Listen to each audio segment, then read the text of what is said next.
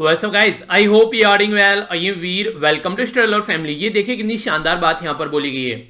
अगर आप लोग अपनी लाइफ में कुछ ऐसे लोग चुन लेते हैं जो आप लोगों के साथ में एक प्रोडक्टिव डिस्कशन करते हैं तो आप लोगों की लाइफ प्रोडक्टिव हो जाएगी। आप लोगों ने कई बार सुना भी होगा कि अगर किसी की पहचान करनी है कि ये इंसान किस लेवल की बातें करता है, किस लेवल की सोचता है, ये लेवल किस लेवल का इंसान है ये, तो आप लोग उसके 4 दोस्तों को देख लीजिए तो आप लोगों को पता चल जाएगा कि इस इंसान का लेवल कैसा है। यानी कि इसका मतलब बेसिकली ये होता है कि जो आप लोगों की सराउंडिंग है वो आप लोगों के ऊपर बहुत इंपैक्ट डालती है। अगर वो सराउंडिंग अच्छी है, वो आप लोगों के साथ में प्रोडक्टिव बातें करते हैं, आप लोगों को समझाते हैं कि ऐसा कर लेते हैं, ये प्रॉब्लम है, इसका सोल्यूशन निकाल लेते हैं, तो हमेशा आप लोग कंफर्टेबल फील करेंगे अपने आप में। हमेशा जो आप लोगों के सामने प्रॉब्लम है उनको आप लोग चैलेंज की तरीके से लेंगे।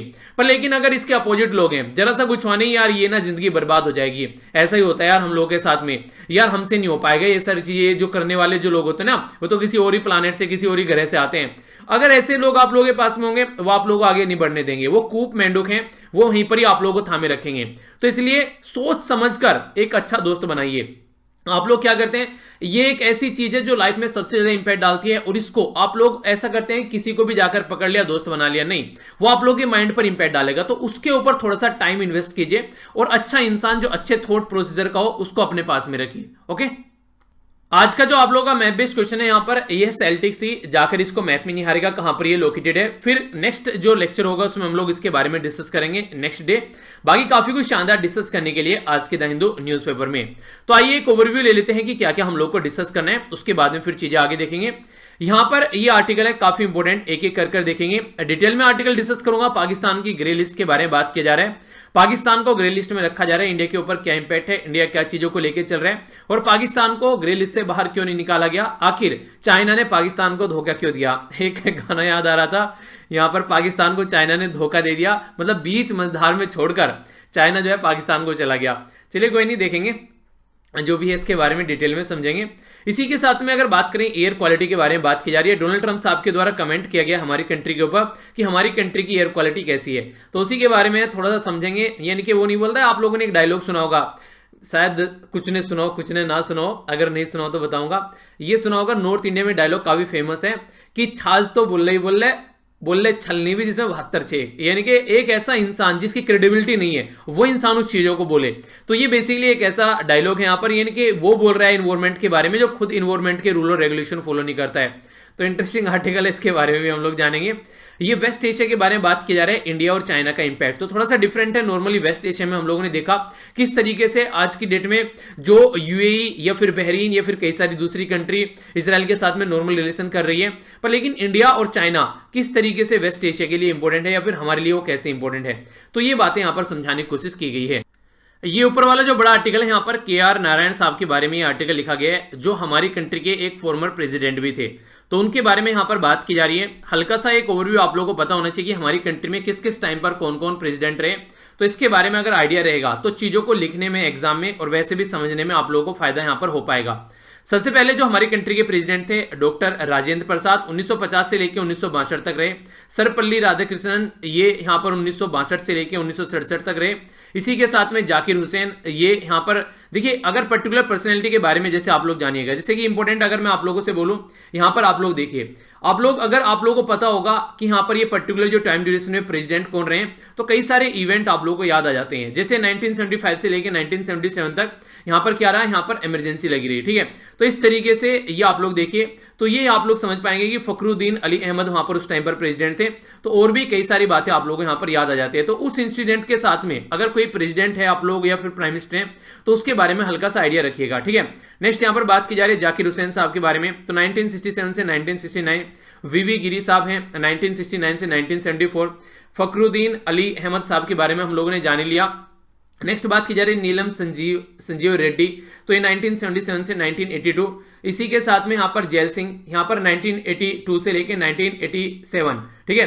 तो यहाँ पर ये बेसिकली वो एक दौर है यहाँ पर 1984 का। आप लोगों को पता है क्या कंडीशन हमारी, क्या सिचुएशन हमारी कंट्री में देखने को मिली, इंदिरा गांधी जी के ड्यूरेशन में इंदिरा गांधी जी को जो असैसिनेशन देखने को मिला, वो सब चीजें, ठीक है।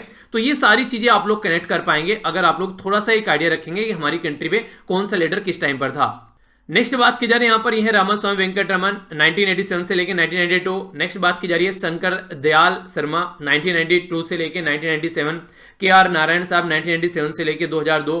और यहाँ पर है मेरे favourite sir APJ Abdul Kalam sir, ये हैं यहाँ पर 2002 से लेकर 2007। ठीक है, नंबर भी आप लोग याद रख सकते हैं कि ये प्रेसिडेंट जो है कौन से नंबर पर है। ठीक है, तो यहाँ पर इनका नंबरिंग अगर याद रखेंगे तो आप लोग एक क्रोनोलॉजी अगर लगाने के लिए आती है तो उसको भी आप लोग अच्छे से लगा पाएंगे। ठीक है, तो यहाँ पर ये है 11वें नंबर पर। ठीक है, और जिनके बारे में हम लोग डिस्कस कर रहे हैं यहाँ पर के आर नारायण साहब, वो है यहाँ पर 10th प्रेसिडेंट और ये वाइस प्रेसिडेंट भी यहाँ पर रहे थे। ठीक है, प्रतिभा जो प्रतिभा देवी सिंह पाटिल जी यहाँ पर 2007 से लेकर 2012। प्रणब मुखर्जी जी 2012 से लेकर 2017। और फिलहाल कौन है हमारी कंट्री के प्रेसिडेंट, ये है रामनाथ कोविंद जी 2017 से लेकर ये कंटिन्यू है। तो इसके बारे में हल्का सा आइडिया आप लोग रख सकते हैं कौन से प्रेसिडेंट क्या क्या रहे और किन के टाइम में क्या क्या ये ड्यूरेशन देखने को मिला। 27th ऑफ जो आज की डेट में यहाँ पर अक्टूबर है, तो 27th ऑफ अक्टूबर यहाँ पर इनका बर्थडे है, तो उन्हीं के बारे में यहाँ पर ये आर्टिकल लिखा गया है। ठीक है, तो हल्का सा एक ओवरव्यू इसके बारे में रख सकते हैं।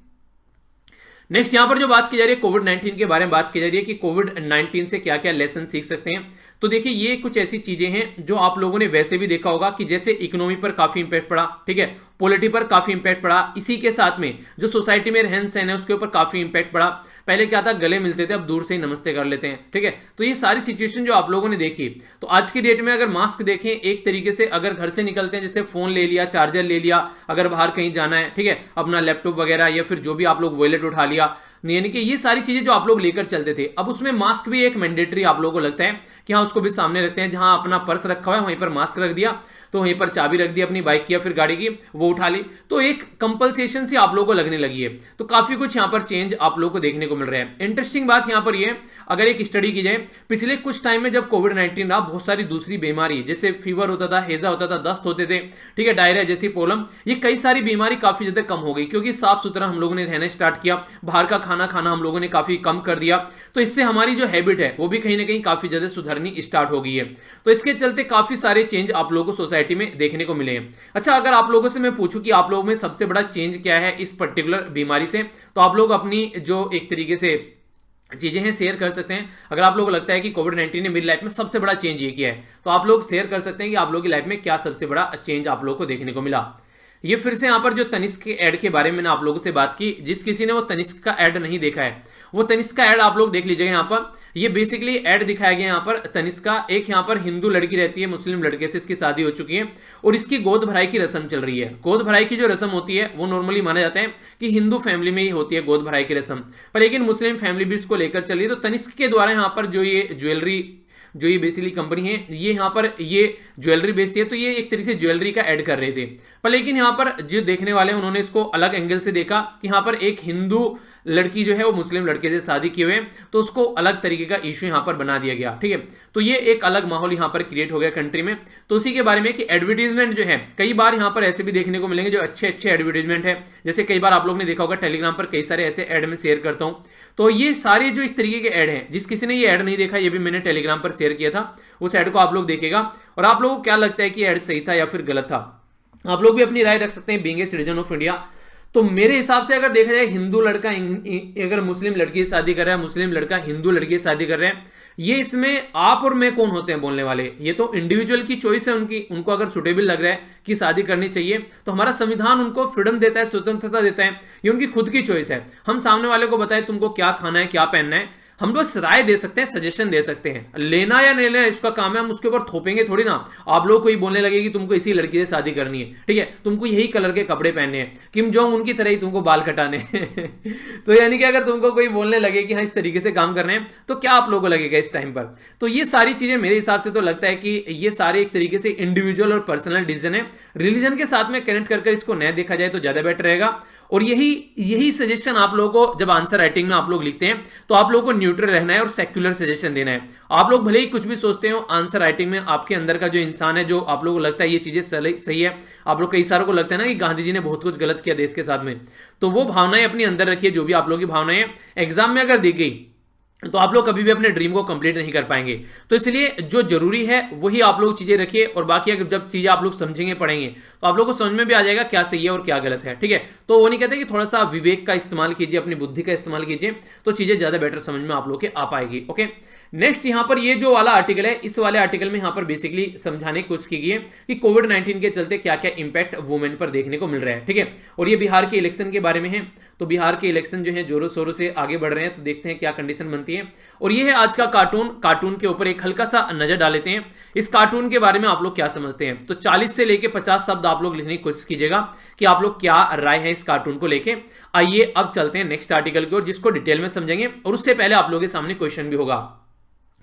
क्वेश्चन यहां पर यह है कि what is the mandate and objective of financial action task force, यानी कि फाइनेंशियल एक्शन टास्क फोर्स के जो जनादेश और उद्देश्य क्या है, ये आप लोगों को बताना है, डिस्कस करना है कि इसकी अगर आप लोग बात करें यहां पर इंडिया और पाकिस्तान के रिलेशन में इसकी क्या इंपॉर्टेंस है, क्योंकि इंडिया जो है काफी लंबे समय से पाकिस्तान को ब्लैक लिस्ट में डालना चाह रहा है फाइनेंशियल एक्शन टास्क फोर्स में, आखिर ऐसा क्यों है। तो ये क्वेश्चन आप लोग को अटेम्प्ट करना है, ठीक है।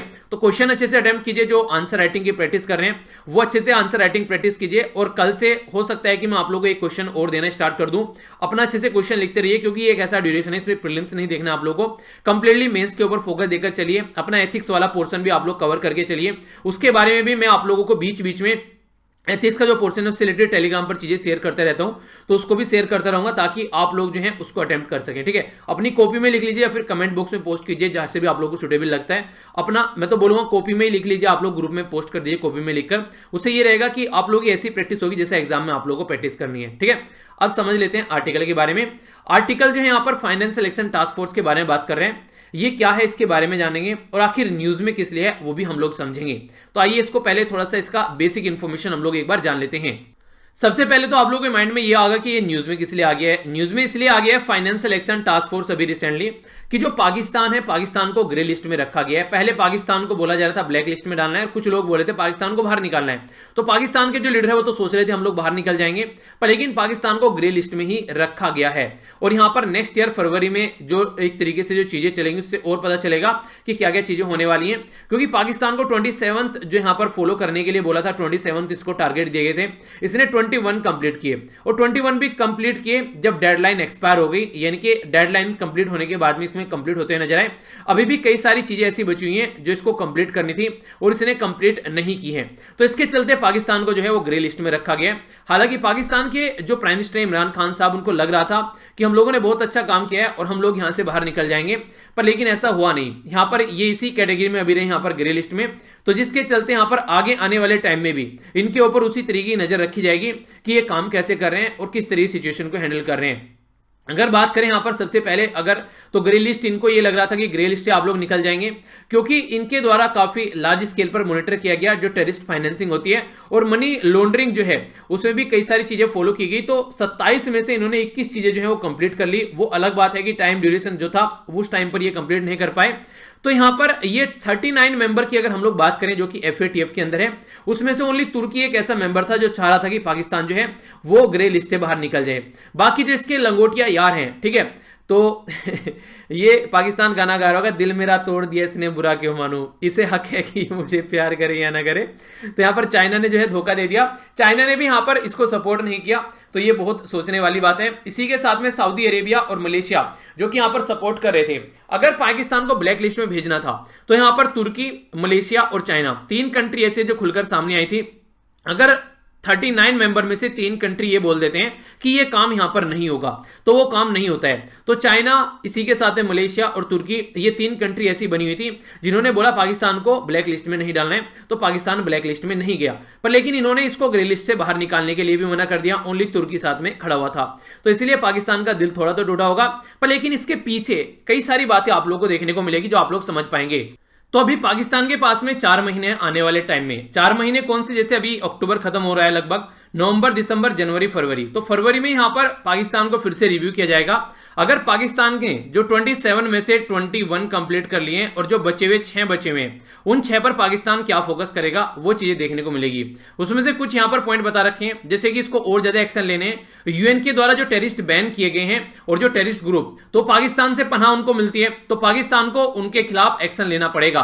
इसी के साथ में यहां पर जो बेसिकली जो चैरिटेबल जो ऑर्गेनाइजेशन है, नॉन प्रॉफिट ऑर्गेनाइजेशन है, जिनका लिंक रहता है इस तरीके एंटिटी के साथ में, उनको यहां पर पाकिस्तान को देखने को मिलेगा। इसी के साथ में जो टेररिस्ट हैं यहां पर, ठीक है, जो खासकर कन्विक्टेड पाए गए हैं जो कई सारी उल्टी सीधी एक्टिविटी को लेकर, तो उनको इनको ट्रेस करना है। उसी के साथ में यहां पर जो रिवाइज करना है लिस्ट जो बैंड एंटिटी है इनके एंटी टेररिज्म एक्ट के तहत, यहां पर जो यूएनएससी यानी कि यूएन की सिक्योरिटी काउंसिल है जिनको बैन कर रखा है, उनको रिवाइज करते रहना है पाकिस्तान को, ताकि जो नए बैन किए गए टेररिस्ट हैं वो भी इस कैटेगरी में आ जाए।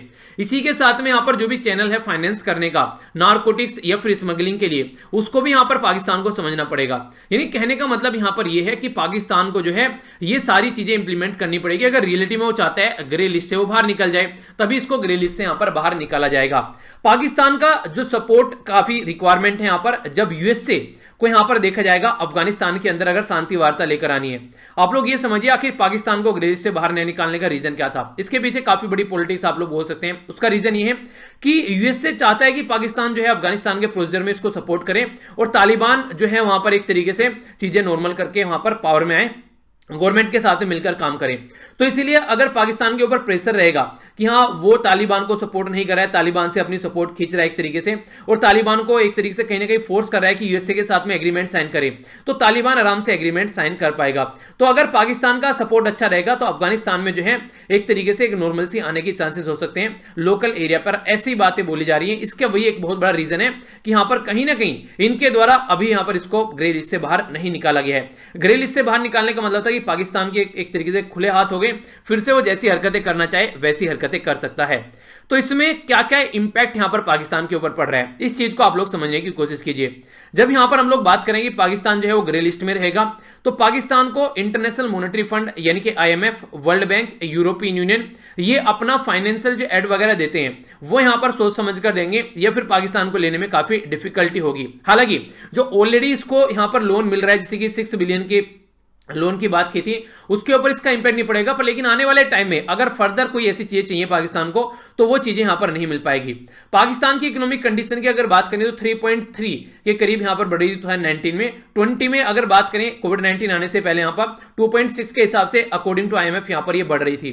पर लेकिन फिलहाल जो है इन्फ्लेशन जो है ये यहां पर 2018 में 3.9% था, 2019 में 7.3% था, 2020 में ये 13% हो गया है। इन्फ्लेशन का मतलब होता है महंगाई, यानी कि महंगाई जो है वो काफी ज्यादा बढ़ गई है। अगर कोई प्रोडक्ट चाइना, अगर पाकिस्तान के बारे में बात करें 13% वहां पर महंगा आज के डेट में मिलेगा। अगर बात करें यहां पर फिस्कल डेफिसिट के बारे में, तो 7.1% जीडीपी का ये भी देखने को मिल रहा है, लास्ट 7 ईयर में सबसे ज्यादा है। तो पाकिस्तान की कंडीशन जो है वो काफी खस्ता है, इसीलिए पाकिस्तान जो है बार बार कटोरा लेकर चाइना के सामने जाता है और चाइना जो है उसका गलत इस्तेमाल करता है अपने हिसाब से। तो ये कहीं ना कहीं पाकिस्तान जो है ये पाकिस्तान के ऊपर प्रेशर बनाने की कोशिश की जा रही है, इन सिचुएशन से थोड़ा हटके रहे। इसी के साथ में जो इंपॉर्टेंट जो लिस्ट है इनके बारे में क्वेश्चन आप लोगों से पूछा जा सकता है। देखिए नॉर्मली दो ही इंपॉर्टेंट लिस्ट आप लोगों को देखने को मिलेगी FATF जिसको बोलते हैं फाइनेंशियल एक्शन टास्क फोर्स की। एक तो है ग्रे लिस्ट और दूसरी है ब्लैक लिस्ट। ग्रे लिस्ट वो लिस्ट है यहां पर जब कोई पर्टिकुलर पर्सन जो है वो टेररिस्ट फाइनेंसिंग को सपोर्ट करता है और मनी लॉन्ड्रिंग वगैरह यहां पर उसकी देखने को मिलती है, इनके गलत तरीके से कमाए गए पैसे को वैलिड करने की कोशिश करता है, तो यहां पर इसको ग्रे लिस्ट में डाला जाता है। और ग्रे लिस्ट में उसको इसलिए रखा जाता है एक वार्निंग के तरीके से कि हाँ ये चीजें सुधार लो, अगर नहीं सुधारोगे तो हम लोग फिर आपको एक तरीके से ब्लैक लिस्ट में डाल देंगे। और ब्लैक लिस्ट का मतलब ये होता है कि अब तुम्हारी जो एक्टिविटी है वो बिल्कुल एक तरीके से ऐसी होगी, स्टॉप कर दो, वरना किसी भी तरीके से तुमको हेल्प नहीं मिलेगी, ना तो कोई फाइनेंशियल हेल्प देगा, ना ही तुमको कोई वेपन सप्लाई करेगा। इसी के साथ में इंटरनेशनल लेवल पर सपोर्ट भी जो है काफी कम देखने को मिलेगी, तो कंट्री की हालत जो है बड़ी बुरी हो जाती है। ठीक है, तो FATF का जो डिसीजन जो बॉडी होगी यहाँ पर ये 3 टाइम पर ईयर यहाँ पर मीट करती है। तो अभी यहाँ पर आगे देखने को मिलेगा जो फरवरी के महीने में कैसे कंडीशन निकल कर आती है। चलिए क्वेश्चन में आप लोगों को एक पूछता हूं जो मैंने आप लोगों को पहले पढ़ा भी रखा है, उस क्वेश्चन का आंसर दीजिए। आज की डेट में ब्लैक लिस्ट में 2 कंट्री के नाम है, ठीक है, तो वो 2 कंट्री कौन सी है वो आप लोगों को नीचे कमेंट बॉक्स में बताना है। इसी के साथ में थोड़ा सा हम लोग जान लेते हैं फाइनेंशियल एक्शन टास्क फोर्स के बारे में। फाइनेंशियल एक्शन टास्क फोर्स ये जिसको FATF के आप नाम से जानते हैं, ये एक मनी लॉन्ड्रिंग ग्रुप बनाया गया था जब इसको स्टार्ट किया गया 1989 में। पर लेकिन आगे चलकर लगने लगा कि मनी लॉन्ड्रिंग से ही काम नहीं चलेगा। G7 कंट्री ने जब यहां पर देखा 2001 में कुछ ऐसी कंडीशन देखने को मिली यूएसए के अंदर में, जिसको 9/11 अटैक आप लोग बोलते हैं, तो इसके चलते यहां पर लगा कि किसी ने इसको हवाई जहाज दिया होगा, पाकिस्तान में जो टेररिस्ट थे, और उन्होंने वो हवाई जहाज उड़ाकर यहां से इसके अंदर से निकाल दिया। तो एक ह्यूज मनी यहां पर देखने को मिली। तो टेररिस्ट एक्टिविटी के लिए फाइनेंसिंग की जा रही है, तो उसके चलते यहां पर ये टेररिस्ट फाइनेंसिंग भी इसमें ऐड कर दी गई। तो आज के डेट में पर्पस दो हैं, एक तो हो गई मनी लॉन्ड्रिंग और दूसरा हो गया टेररिस्ट फाइनेंसिंग। तो म्यूचुअल जो यहां पर बेसिकली इवेल्युएशन के थ्रू जो कंट्री है वो देखती है इसको कैसे लेकर आगे चलना है। अगर बात करें तो ये पेरिस जो फ्रांस के अंदर इसका हेडक्वार्टर है, इसके जो मेंबर है वो 39 है। आज की डेट में जो ऑफिशियल लैंग्वेज है इंग्लिश और फ्रेंच है, और जिंगबिंग लियू चाइना के जो यहां पर ये पर्सन है, ये इसके आज के डेट में प्रेसिडेंट है। तो फाइनेंशियल एक्शन टास्क फोर्स के बारे में ये बेसिक इंफॉर्मेशन है जो आप लोग याद रख सकते हैं। तो एक ही आर्टिकल के अंदर कई सारी चीजें यहां पर कवर होगी। FATF के बारे में एक्स्ट्रा इंफॉर्मेशन, पाकिस्तान के ऊपर कैंपेन पड़ रहा है, ग्रे लिस्ट क्या है, ये सारे आप लोग को आर्टिकल में नहीं देखने को मिलेगा। कभी फिर बोलो सर एक्स्ट्रा क्या हो गया, आर्टिकल में तो था नहीं। कई सारे बच्चे मतलब एक्स्ट्रा पढ़ाना भी ऐसा लगता है कि जुल्म हो गया है, कई बार तो ये बोलते हैं सर क्या पढ़ा दिया, आर्टिकल में था ही नहीं। तो ये बेसिक इन्फॉर्मेशन होती है जो आप लोग के प्रीलिम्स के लिए काफी इंपॉर्टेंट है, या फिर जो ऑब्जेक्टिव टाइप क्वेश्चन होता है, अगर आप लोग SSC बैंकिंग या फिर किसी और एग्जाम की आप लोग तैयारी कर रहे हैं तो वहां पर भी आप लोगों को फायदा पहुंचाती है। डायरेक्ट पूछ लेंगे कि फाइनेंशियल एक्शन टास्क फोर्स किसके द्वारा बनाया गया था, G7 कंट्री के द्वारा बनाया गया था, ठीक है। तो ये बेसिक इंफॉर्मेशन आप लोग माइंड में रखिए। तो बहुत सारी चीजें कवर हो गई। अब क्वेश्चन का आंसर लिखने में आई होप कि आप लोगों को परेशानी नहीं होगी। नेक्स्ट जो आर्टिकल है यहां पर ये बात कर रहा है बेसिकली वेस्ट एशिया के बारे में। वेस्ट एशिया में अभी आप लोगों को काफी सारे जो चेंजेस देखने को मिले इजराइल को लेकर। इजराइल के साथ में अभी यहां पर जो UAE है, यूनाइटेड अरब एमिरेट्स, और इसी के साथ में बहरीन का एग्रीमेंट देखने को मिला। एम्बेसी एक्सचेंज यहां पर की जाएगी, तो ये चीजें देखने को मिल रही है। तो यहां पर इस पर्टिकुलर रीजन में अगर आप लोग देखें काफी इंपॉर्टेंट कंट्री है, सऊदी अरेबिया हो गया, ये सारी कंट्री अगर देखें तो आप लोगों को देखने को मिला, इराक हो गया, यहां पर ईरान आप लोगों को देखने को मिल रहा है। तो इस रीजन में अगर शांति रहती है यहां पर, तो कंडीशन ये बनती है कि ये हमारी कंट्री के लिए काफी इंपॉर्टेंट है। हमारी कंट्री के लिए कैसे, क्योंकि हमारी कंट्री की जो एनर्जी सप्लाई है, यानी कि जो क्रूड ऑयल है, यानी कि जो कच्चा तेल है जो हम लोग यहां से खरीद कर लेकर आते हैं, और उसमें से हम लोग पेट्रोल, डीजल, ग्लिसरीन, मिट्टी का तेल, वो सब चीजें निकालते हैं, तो कच्चा तेल हम लोग यहीं से खरीद कर लेकर आते हैं काफी लार्ज स्केल पर। अगर इस एरिया में शांति रहती है तो ये हमारे लिए काफी अच्छा है। तो ये आर्टिकल इंडिया और चाइना को ध्यान में रखते हुए बेसिकली आर्टिकल लिखा गया है। तो इस आर्टिकल के ऊपर थोड़ी सी नजर डालते हैं इंडिया और चाइना के रिलेशन को लेकर। अगर 2020 के बारे में मैं आप लोगों से बोलूं ये कैसा ईयर रहा, तो कई सारे मुद्दों पर ये ईयर जो है वो काफी बर्बाद रहा। कोविड-19 ने ऑल ओवर वर्ल्ड को हिला के रख दिया। इंडिया और चाइना के जो रिलेशन है वो काफी लो लेवल पर आप लोगों को पहुंचते हुए नजर आए। इवन हमारी जो फार्मर है, किसान है, उनके ऊपर टिड्डी का अटैक आप लोगों को देखने को मिला। तो ऐसी बहुत सारी चीजें आप लोग यहां पर नजर आ जाएंगी अगर आप लोग इसके बारे में बात करेंगे कि ये कहीं ना कहीं बहुत सारी चीजें यहां पर लेकर आया और बहुत सारी चीजें चेंज हो गई। इंडिया और चाइना के जो रिलेशन है सबसे लो लेवल पर पहुंच गए यहां पर इस साल में। 1962 की लड़ाई के बाद में पहली बार ऐसा हुआ है, गालवान वैली वाले रीजन में इंडिया और चाइना के बीच में क्लैश हुआ और कई सारे लोगों की यहां पर जान चली गई। तो ये नॉर्मली ऐसा पास्ट में देखने को नहीं मिला है। अब तक इंडिया और चाइना के बीच में गोली नहीं चली थी। अब फिलहाल यहां पर काफी लंबे समय से यहां पर गोली भी, मतलब काफी लंबे समय से गोली नहीं चली थी, कईयों दशकों से। अब यहां पर गोली भी एक दूसरी कंट्री के बीच में चलने लगी है। अगर गालवान वैली के बारे में आप लोगों से बात कर रहा हूं तो इसको मैप में थोड़ा समझिए। ये हो गया अक्साई चीन जो चाइना के कंट्रोल में है, और यहां पर ये हो गई LAC, line of actual control. तो यहां पर आप लोग गालवान वैली देखने को मिलेगी। ये ऊपर सियाचिन ग्लेशियर हो गया, और यहां पर हो गई यहां पर पेंगोंग लेक, जिसके बारे में आप लोगों को कई बार न्यूज में देखा भी होगा, और इसके ऊपर यूपीएससी में प्रीलिम्स में भी क्वेश्चन भी पूछा गया है। तो ये मैप जो है आप लोगों के माइंड में बिल्कुल क्लियर होना चाहिए। यहां पर फिर से इसको देखिए, ये सियाचिन ग्लेशियर हो गया, ये गालवान वैली यहां पर हो गई जिसके बारे में बात कर रहा है, ये यहां पर हो गया अक्साई चीन, और यहां पर हो गया पेंगोंग लेक, ठीक है। तो ये पर्टिकुलर रीजन है जो आप लोगों के माइंड में बिल्कुल क्लियर आप लोगों को रखना है। यहां पर ये क्या है, ये गिलगित बल्तिस्तान वाला रीजन जो पाकिस्तान के कंट्रोल में है। यहां पर ये वाला जो रीजन है, यहां पर ये LOC आप लोगों को देखने को मिलेगी, जिसको बोलते हैं लाइन ऑफ कंट्रोल, जो इंडिया और पाकिस्तान के बीच में है। और यहां पर ये जो देखने को मिलेगी LAC, इसको बोलते हैं लाइन ऑफ एक्चुअल कंट्रोल, जो इंडिया और चाइना के बीच में है आज की डेट में। तो ये एक मोटा मोटा आप लोग यहां पर इसका आइडिया होना चाहिए, ताकि अगर कोई कुछ पूछे तो आप लोगों के माइंड में चीजें क्लियर रहें। गालवान वैली वाला जो रीजन है यहां पर कई सारे व्यापक आप लोग इफेक्ट देखने को मिले इंडिया और चाइना के रिलेशन में। तो ये काफी लो लेवल पर पहुंच गए।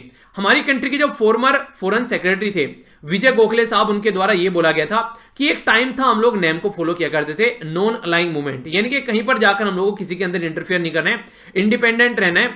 पर लेकिन आज की डेट में हमारी शिफ्ट उससे हो चुकी है, हम लोग स्ट्रेटेजिक ऑटोनॉमी की बात करते हैं। स्ट्रेटेजिक ऑटोनॉमी का मतलब क्या है कि यानी कि कहने का मतलब ये हम इशू बेस पर सपोर्ट करते हैं। जैसे पैलेस्तीन के बारे में अगर बात करें पैलेस्तीन के मुद्दे पर हम लोग इजराइल को सपोर्ट नहीं करते हैं, ठीक है, पर लेकिन वैसे हम लोग इजराइल के साथ में अच्छे से काम करते हैं। तो इस तरीके से आप लोग इसको अंडरस्टैंड कर सकते हैं। तो आज की डेट में गोखले साहब के द्वारा बोला गया कि इशू बेस्ड अलाइंग और नॉन अलाइंग हो रहा है यहां पर, ना कि आइडियोलॉजी बेस। तो आइडियोलॉजी बेस पहला टाइम था, आज के डेट में मल्टीलेटरल वर्ल्ड देखने को मिल रहे हैं, तो इशू बेस्ड अलायंस आप लोगों को देखने को मिलेगा। इसी के चलते यहां पर सऊदी अरेबिया, ईरान और इजराइल ये कंट्री है यहां पर जिनके साथ में हमको अपने नॉर्मल रिलेशन रहते हैं हमारे, पर लेकिन इन कंट्री में आपस में आप लोगों को नॉर्मल रिलेशन देखने को नहीं मिलते हैं। तो इसी के बारे में यहां पर चीजों को समझाने की कोशिश की गई है। तो समझ लेते हैं एक बार आखिर क्या चल रहा है। अगर बात करें इंडिया के बारे में, तो वेस्ट एशिया में हमारी काफी अच्छी पकड़ है। हमारी कंट्री का बहुत बड़ा डायस्पोरा आज के डेट में वहां पर काम करता है। तो 2014 से लेकर अगर बात करें हमारी कंट्री की जो प्रेजेंट गवर्नमेंट है मोदी जी के अंडर में, इनके द्वारा काफी लार्ज स्केल पर कई सारी विजिट भी की गई। वहां के कई सारे लीडर हमारी कंट्री विजिट करते हुए नजर आए। ऑयल रिच जो गल्फ कंट्री है वो हमारे लिए काफी इंपॉर्टेंट है, क्रूड ऑयल कच्चे तेल के लिए, पर लेकिन उनके लिए भी हमारे लिए काफी इंपॉर्टेंस है, क्योंकि ये जो कंट्री है सऊदी अरेबिया हो गया, यूएई हो गया, वो ऑल्टरनेटिव ढूंढ रही है। ऑल्टरनेटिव कैसा? वो ये सोच रहे हैं कि अगर हम लोग तेल के ऊपर ही डिपेंडेंट रहे, क्रूड ऑयल के ऊपर, कच्चे तेल के ऊपर, तो एक टाइम ऐसा होगा कि हम लोग को प्रॉब्लम फेस करनी पड़ जाएगी। क्योंकि अगर आगे चलकर जैसे कि सेल गैस हो गया, ठीक है, या सोलर एनर्जी आ रही है निकलकर, या ऑल्टरनेटिव जैसे हाइड्रोजन फ्यूल आ गया, HCNG के बारे में ना आप लोगों से जो हमारी पीआईबी वाली वीडियो आती है उसमें डिस्कस किया था। अच्छा एक क्वेश्चन बताइए, चलिए देखता हूं याद है क्या। HCNG में अप्रोक्सीमेट कितने % जो है यहां पर हाइड्रोजन होती है, ठीक है, ये आप लोगों को बताना है। ओके, तो ये क्वेश्चन इंपॉर्टेंट है जो आप लोगों से एग्जाम में बन सकता है। तो इस तरीके से कई सारे ऑल्टरनेटिव फ्यूल आ रहे हैं। तो ऑल्टरनेटिव फ्यूल आ रहे हैं, तो ये लगता है यहां पर आने वाले टाइम में इनकी जो डिपेंडेंसी है वो यहां पर इसके ऊपर जो है काफी ज्यादा अगर रही, तो कल को हो सकता है कि इनको प्रॉब्लम फेस करनी पड़े। इसलिए ये होटल इंडस्ट्री और भी कई सारी ऐसी चेन है जिसमें इन्वेस्टमेंट कर रहे हैं। हमारी कंट्री में एग्रीकल्चर में भी इन्वेस्टमेंट किया गया अभी सऊदी अरेबिया के बारे में। गेहूं सप्लाई वगैरह सऊदी अरेबिया को डायरेक्ट देखने को मिला, क्योंकि वहां पर जो है रेगिस्तान है, वहां पर कुछ भी नहीं है कि आप लोग वहां पर देखते हैं। तो सऊदी अरेबिया में आप लोगों को मैक्सिमम रेगिस्तान, रेतीला एरिया आप लोगों को देखने को मिलेगा। तो इसलिए ऑल्टरनेटिव इन्वेस्टमेंट के लिए इंडिया जो है काफी अच्छा एक एरिया यहां पर माना जा रहा है। अभी रिसेंटली आप लोगों को पता है इजराइल का जो एक तरीके से इजराइल के साथ में जो हमारे रिलेशन है वो काफी अच्छे आगे बढ़ रहे हैं, और इसी के साथ में इसका एक अपोजिट नेगेटिव इंपैक्ट देखने को मिल रहा है कि ईरान के साथ में हमारे रिलेशन जो है वो अच्छे नहीं देखने को मिल रहे हैं। उसका रीजन बहुत बड़ा ये था कि यूएसए के द्वारा सैंक्शन लगाया गया कि ईरान के साथ में रिलेशन अच्छे लेकर नया चला जाए। तो इंडिया और ईरान के जो रिलेशन है वो अच्छे नहीं है, पर लेकिन इसका फायदा चाइना उठा रहा है। चाइना कैसे फायदा उठा रहा है? चाइना ने रिसेंटली अभी 400 बिलियन का 25 साल के लिए ईरान के साथ में यहां पर एक एग्रीमेंट अभी देखने को मिला है, जिसमें ईरान और जो चाइना है वो मिलकर आपस में काम करेंगे। तो इसका मतलब ये है कि ईरान की जो डिपेंडेंसी यहां पर यूएसए को लेकर वो कम हो रही है। एक साइड में हम क्या कर रहे हैं, ईरान से कुछ खरीद नहीं रहे हैं। ईरान हमारा काफी बड़ा सप्लायर हुआ करता है एक टाइम पर कच्चे तेल का, आज के डेट में ऐसा नहीं है। तो इससे यहां पर यह समझ में आता है कि दूसरे के प्रेशर में आके हम अपनी फॉरेन पॉलिसी को चेंज कर रहे हैं, पर लेकिन इसका फायदा चाइना उठा रहे हैं। जब यहां पर ईरान न्यूक्लियर डील से यूएसए के जो प्रेसिडेंट है वो बाहर निकले, डोनाल्ड ट्रंप साहब, उस टाइम पर चाइना ने उसका फायदा उठाया। चाइना तुरंत ईरान को लेकर अपनी गोद में बैठा लिया। चाइना तुरंत ईरान को हर मुद्दे पर सपोर्ट करने लगा। तो ये कंडीशन किस लिए कर रहा है चाइना?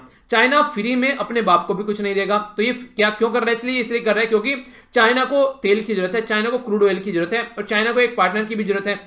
अगर इस पर्टिकुलर रीजन में एक अच्छा पार्टनर मिल जाता है तो ईरान एक बेस्ट ऑप्शन है चाइना के लिए। तो इसलिए यहां पर ये चीज देखने को मिल रही है। आज की डेट में चाइना जो है वो काफी लार्ज स्केल पर जो वेपन है वो भी सप्लाई कर रहे हैं। जैसे कि अगर बात करें यहां पर अलग अलग जो रिक्वायरमेंट है लोगों की, अलग अलग कंट्री की, वो भी उन तक पहुंचा रहे हैं। जैसे कि अगर बात करें यहां पर ये बात की जा रही है विंग लोंग ड्रोन के बारे में। 2016 में यूएई ने ये चाइना से खरीदा, जबकि इसका ऑल्टरनेटिव था यहां पर MQ-9 रेपा, ठीक है, ये इसने नहीं खरीदा।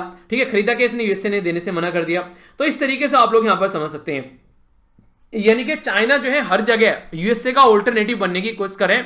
जहां से यूएसए निकल रहा है, अफगानिस्तान से यूएसए निकलेगा, चाइना के पैर आप लोगों वहां पर पसरते हुए नजर आएंगे। ठीक है, इसी के साथ में चाइना जहां जहां से निकल रहा है, ईरान के साथ में, नॉर्थ कोरिया के साथ में, जहां जहां यूएसए के रिलेशन अच्छे नहीं है वहां चाइना को आप लोगों को यहां पर एक, वो नहीं कहते कि लंगोटिया यार बना हुआ नजर आएगा। तो यहां पर यूएसए के प्रेसिडेंट के द्वारा जो अभी जो चीजें देखने को मिल रही है, स्टेप उठाए जा रहे हैं, चाइना उसके जस्ट अपोजिट में काम कर रहा है। तो अपने आप को एज ए ग्लोबल लीडर बना रहा है। और दूसरी साइड में यूएसए में इलेक्शन चल रहा है, कोविड-19 चल रहा है, उसके चलते चाइना उसका अलग फायदा उठा रहा है। खुद की इकोनॉमी तो पॉजिटिव में चली रही है, इसके चलते एक काफी अग्रेसिव जोन में भी आ गया है। खासकर साउथ चाइना सी में अपना दबदबा दिखाता है, लाइन ऑफ एक्चुअल कंट्रोल में इंडिया को सप्रेस करने की कोशिश कर रहा है। तो चाइना ऐसी भी हरकतें यहां पर कर रहा है। तो इंडिया को सोच समझकर अपने डिसीजन यहां पर लेने पड़ेंगे, क्योंकि इंडिया ने अभी क्या किया, क्वाड को ज्वाइन कर लिया है। क्वाड जो ज्वाइन क्या कर लिया, क्वाड में इंडिया पहले से ही है। इसमें यूएसए है, जापान है, ऑस्ट्रेलिया है और इंडिया है।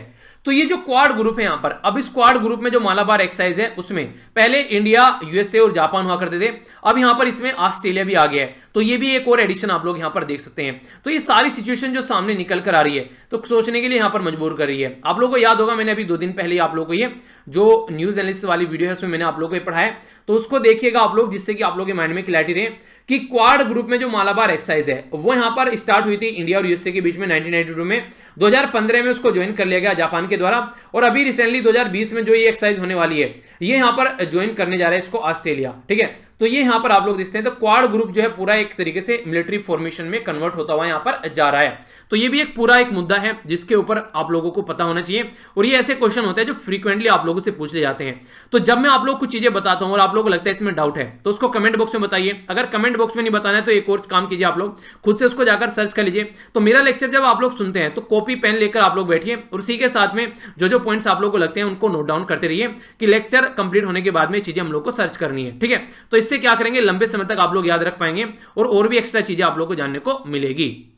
ये जो आर्टिकल है काफी इंपॉर्टेंट है, यहां पर ये बात करें बेसिकली एयर पोल्यूशन के बारे में। एयर पोल्यूशन या क्लीन एयर हमारी कंट्री के लिए काफी इंपॉर्टेंट है, क्योंकि हमारी कंट्री की इसको लेकर बार बार बेइज्जती होती है। अभी रिसेंटली डोनाल्ड ट्रंप साहब ने बेइज्जती कर दी, बोला कि इंडिया की जो हवा है वो काफी गंदी है, और ये ऐसी एक्टिविटी इनके द्वारा बोली गई। और ये सुनने के बाद में हमारी कंट्री को जो ऐसी बातें बोली जा रही हैं, जो सारे नेशनलिस्ट हैं उसमें से कोई नहीं बोला जब फॉरेन लीडर ने हमारी इंसल्ट की, जबकि ये बोलने वाला मुद्दा था। पर लेकिन राइटर यहां पर बोल रहे हैं बोलना भी नहीं चाहिए, क्योंकि रियलिटी में ऐसी चीजें हमारी कंट्री में देखने को मिल रही हैं। अभी हमारी कंट्री में स्टेबल बर्निंग की जा रही है, यानी कि घास फूस जो जलाया जाता है सर्दियों के टाइम में। इसी के साथ में दशहरे फेस्टिवल में आप लोगों को देखने को मिलेगा बहुत सारे ये जो रावण है वो जलाए जाते हैं। दीपावली में बहुत सारे पटाखे वगैरह वो छोड़े जाएंगे।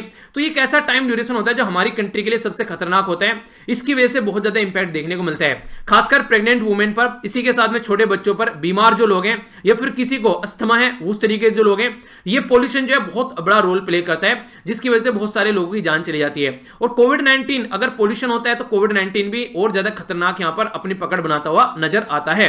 तो इसलिए यह समझना पड़ेगा कि इससे कैसे छुटकारा पाना है और कैसे इससे बाहर निकलना है। अब यहां पर सोचने वाली बात यहां पर यह कि डोनाल्ड ट्रंप साहब ने कमेंट कर दिया पोल्यूशन के बारे में, हम लोगों को गुस्सा आना चाहिए था, गुस्सा आया भी, पर लेकिन उसको रिएक्शन ढंग से कन्वर्ट नहीं हुआ। पर लेकिन कमेंट कौन कर रहा है, कमेंट वो कर रहा है कि जो खुद जो है इस तरीके की हरकतें करता है। इन्वायरमेंट के रूल और रेगुलेशन जो है यूएसए के प्रेसिडेंट ने ऑलरेडी सारे ढीले कर दिए, खुद जो है कोयल के ऊपर फोकस कर रहे हैं, ठीक है। इसी के साथ में जो पेरिस क्लाइमेट एग्रीमेंट है उससे बाहर निकल गए। तो वो इंसान ये यहां पर वो नहीं जो मैंने अभी डायलॉग बताया था कि छाछ तो बोल रहे छल नहीं बोल रहे, इसमें 72 छेद। तो यानी कि ये वो इंसान है यहां पर जो ये ऐसी हरकतें कर रहे हैं, जो खुद अपने आप रूल और रेगुलेशन को फॉलो नहीं कर रहे हैं, वो हम लोग को यहां पर कमेंट करता है। और ये हमेशा से चाइना और इंडिया के ऊपर इस पर्टिकुलर मुद्दे को लेकर कमेंट करता है। इनके कमेंट अपनी जगह पर, लेकिन रियलिटी में भी हमारी कंट्री में प्रॉब्लम देखने को मिलेगी।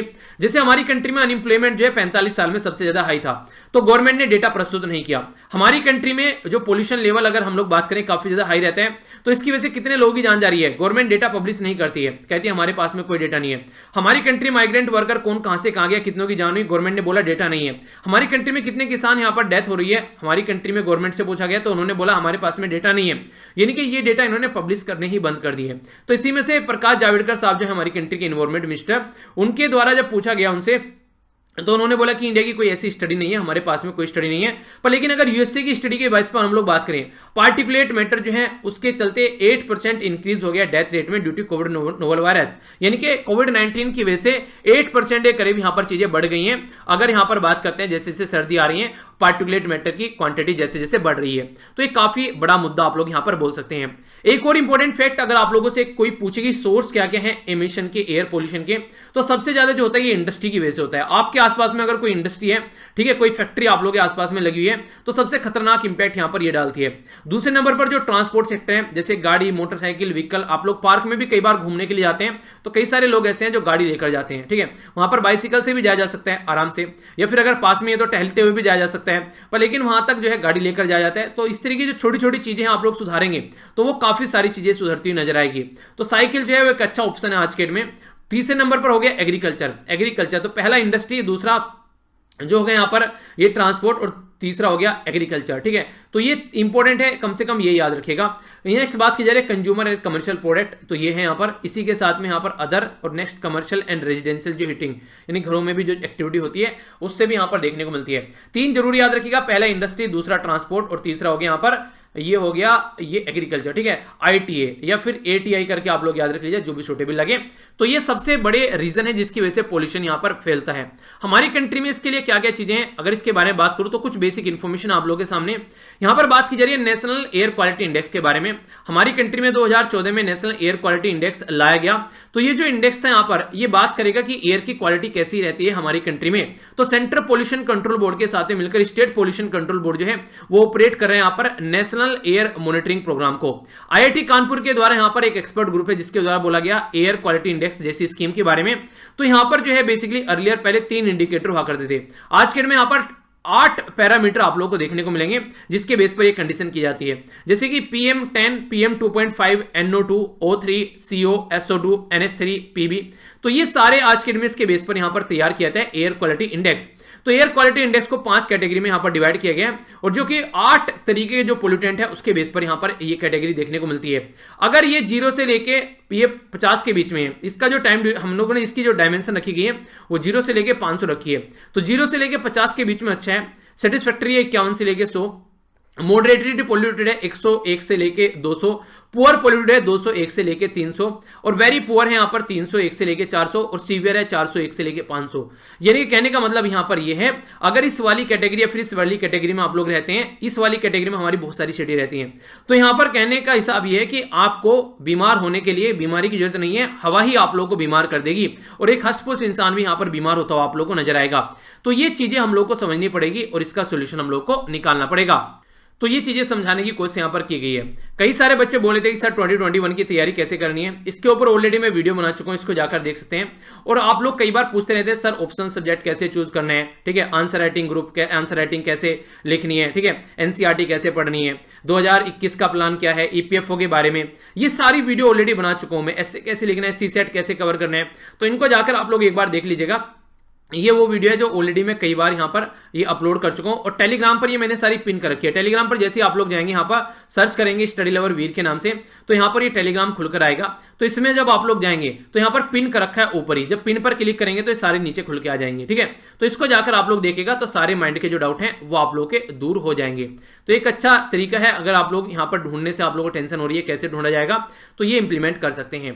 तो अगर यहाँ तक आप लोगों ने वीडियो देखा है तो फीडबैक दिए बगैर मत जाइएगा। अगर आप लोग को अच्छा लग रहा है, सही है, तो आप लोग लाइक कीजिएगा, नहीं पसंद आया तो डिसलाइक करके कमेंट बॉक्स में बताना है डिसलाइक क्यों किया, ताकि आने वाले टाइम में इंप्रूव किया जा सके। ये टेलीग्राम है यहाँ पर स्टडी लवर वीर के नाम से, तो @स्टडी लवर वीर सर्च करेंगे तो आप लोग वहां पर भी जाकर देख सकते हैं। ट्विटर पर या फिर आप लोग यहाँ पर इंस्टाग्राम या फेसबुक पर मेरे साथ डायरेक्ट कनेक्ट रह सकते हैं। मिलता हूं नेक्स्ट लेक्चर में। बड़ों को नमस्ते, छोटों को प्यार, छोटी सी लाइफ एंजॉय करा। तब तक के लिए जय हिंद।